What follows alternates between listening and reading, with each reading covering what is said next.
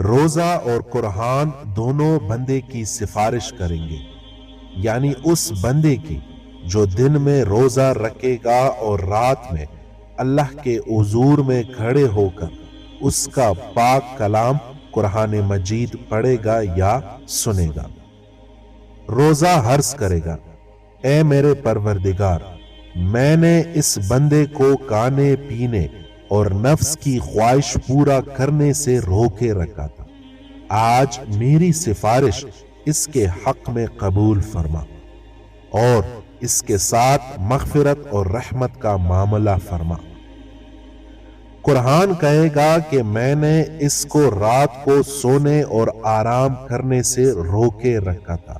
خداوند آج اس کے حق میں میری سفارش قبول فرما اور اس کے ساتھ بخشش اور عنایت کا معاملہ فرما۔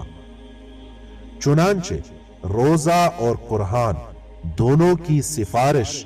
اس بندے کے حق میں قبول فرمائی جائے گی اور اس کے لیے جنت اور مغفرت کا فیصلہ فرما دیا جائے گا۔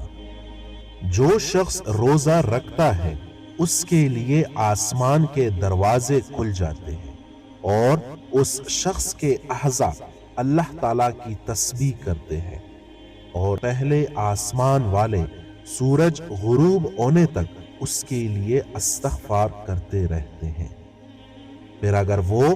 ایک یا دو رکعتیں پڑھتا ہے تو تمام آسمان اس کے لیے نور سے روشن ہو جاتے ہیں اور حورین جو اس کی جنت کی بیویاں ہے وہ کہتی ہے کہ اے اللہ، آپ اسے ہمارے پاس بلا لے کہ ہم اس سے ملاقات کی مشتاق ہیں۔ اور اگر لا الہ الا اللہ یا سبحان اللہ یا اللہ اکبر کہتا ہے تو 70,000 فرشتے اس کا ثواب لکھنا شروع کر دیتے ہیں اور غروب آفتاب تک لکھتے ہی رہتے ہیں۔